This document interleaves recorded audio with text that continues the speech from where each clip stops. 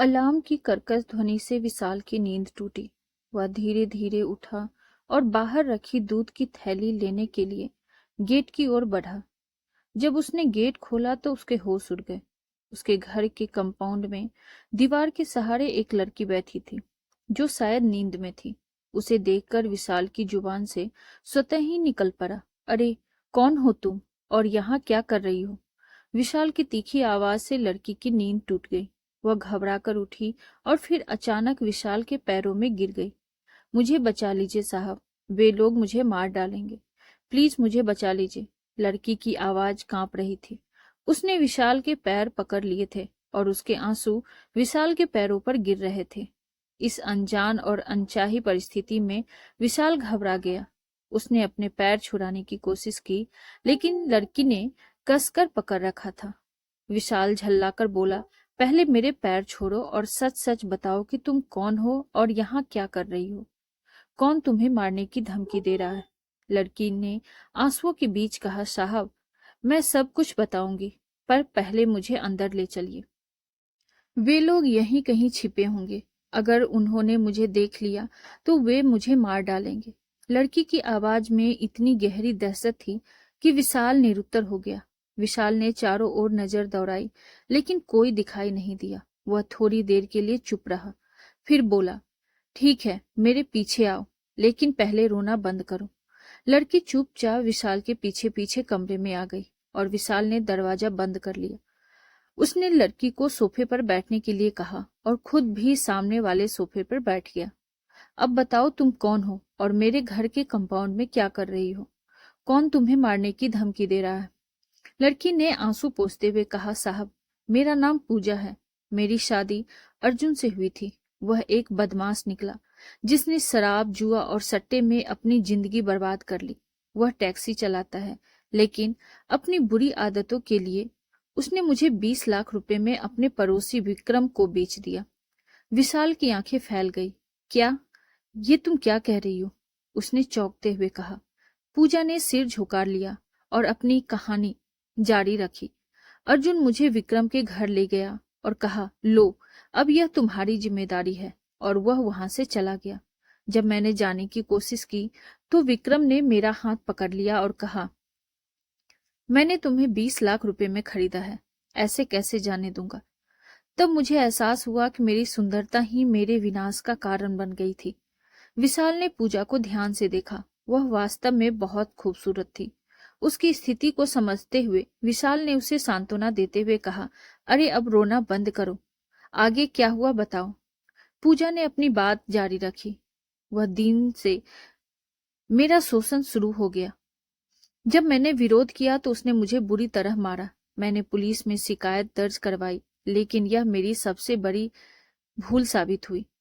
Police ने मुझे report लिखवाने बिठा दिया और पीछे से विक्रम को बुला लिया। विक्रम ने थाने में ही मेरी जमकर पिटाई की और पुलिस वाले मुस्कुराते रहे। उसके बाद मैं विक्रम की गुलाम बन गई।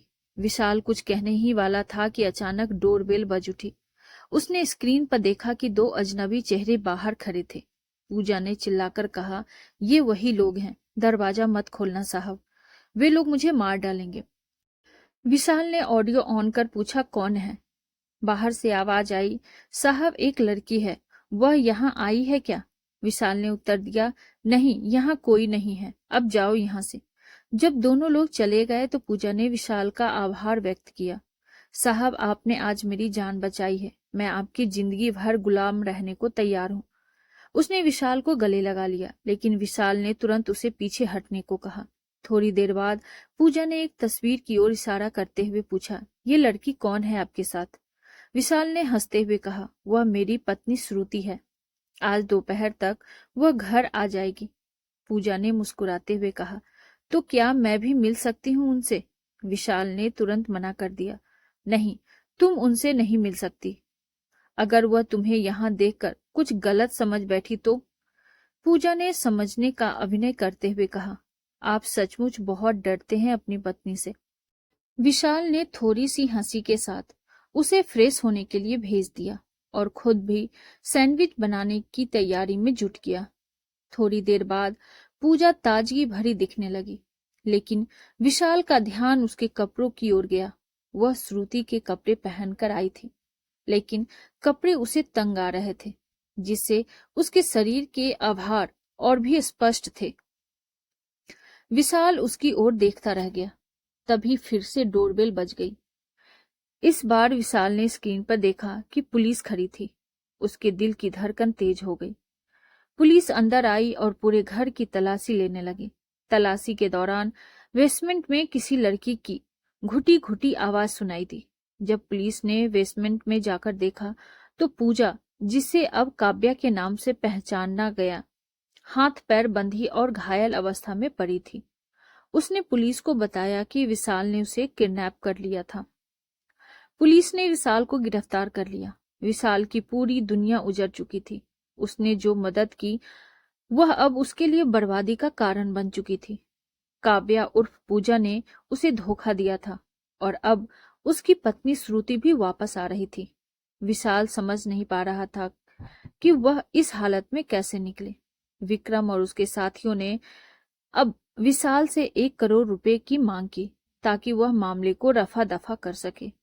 विशाल को मजबूरन पैसे देने पड़े और उसने श्रुति के आने से पहले ही उन्हें वहां से रवाना कर दिया।